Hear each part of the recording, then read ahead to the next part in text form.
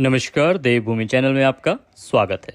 आज के इस वीडियो में हम बात करेंगे नवरात्रि का पारण कब होगा, अर्थात महाअष्टमी और महानवमी चैत्र नवरात्रि में कब है, कंजक आप किस प्रकार से बिठाएं, एक कंजक किस प्रकार से आप पूज सकते हैं अगर आपके पास 8 या 9 कंजक नहीं होती हैं तो, अष्टमी कब है और नवमी की पूजा आप किस दिन करेंगे, और आपने घर में अगर जवारे बोए हैं, कलश स्थापित किया है, अखंड ज्योत जलाई है या आपने माता की पूजा 9 दिन की है तो किस प्रकार से आप उस सब का विसर्जन करेंगे।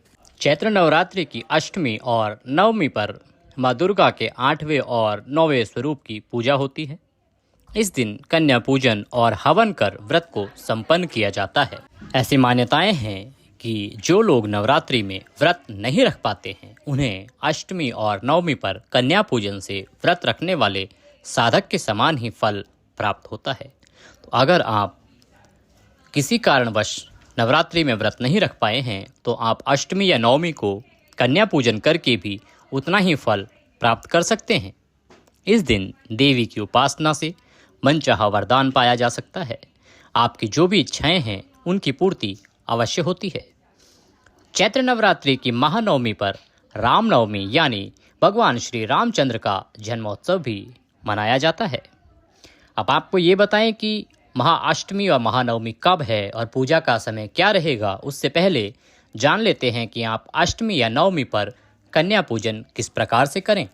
अगर आपके यहाँ अष्टमी होती है तो अष्टमी को, और अगर आपके यहाँ नवमी होती है तो नवमी को सुबह ब्रह्म मुहूर्त में उठ जाएं। ब्रह्म मुहूर्त में नहीं उठ सकते हैं तो सूर्योदय से पहले अवश्य ही उठ जाना चाहिए। सुबह उठकर स्नान आदि दैनिक कार्यों से निवृत्त होने के बाद भगवान सूर्य को जल दें और माँ गौरी या सिद्धिदात्री की पूजा का संकल्प लें।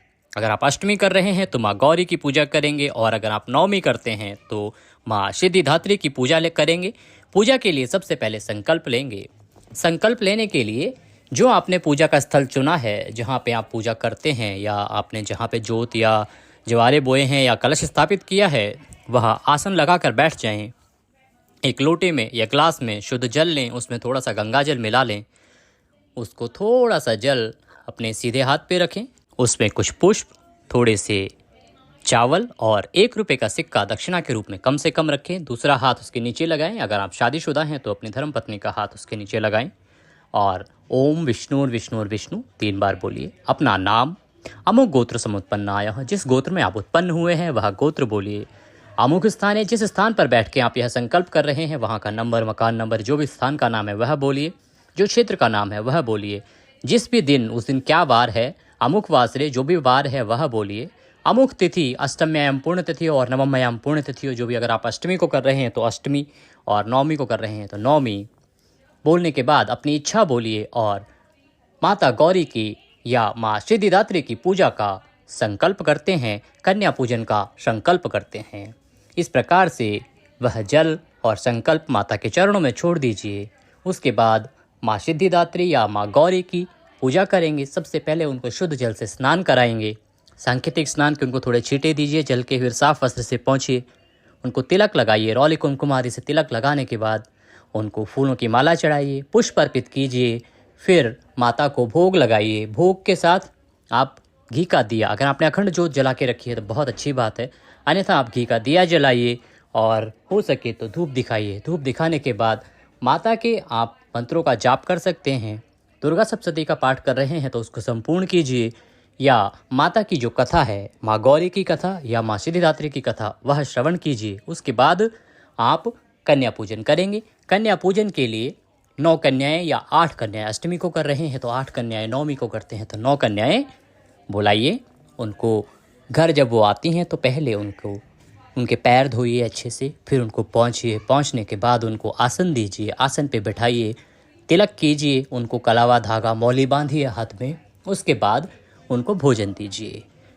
आज के दिन क्योंकि कन्याएं जो हैं इतना खा नहीं पाती हैं तो आप उनको थोड़ा सा मुँह जूठा कराइए और बाकी उनके प्लेट में डाल के भी उनको दे सकते हैं।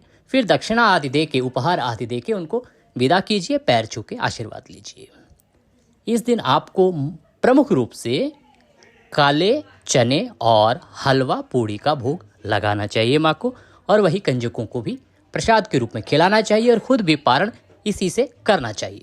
किसी कारणवश अगर आपको 9 कन्या नहीं मिल रही हैं या 8 कन्याएं नहीं मिल रही हैं तो आप एक कन्या के साथ भी आप कन्या पूजन कर सकते हैं।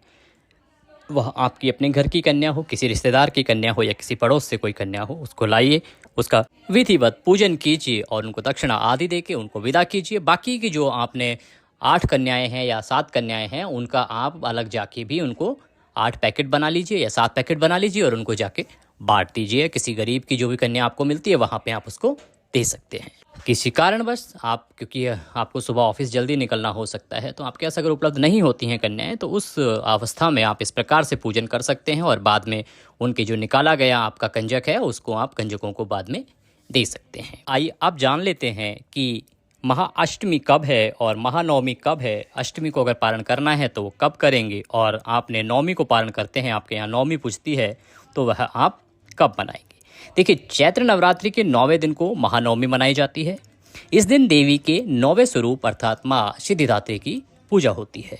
इस बार चैत्र शुक्ला नवमी तिथि 16 अप्रैल को दोपहर 1:23 से आरंभ हो रही है और 17 अप्रैल को दोपहर 3:14 तक रहेगी।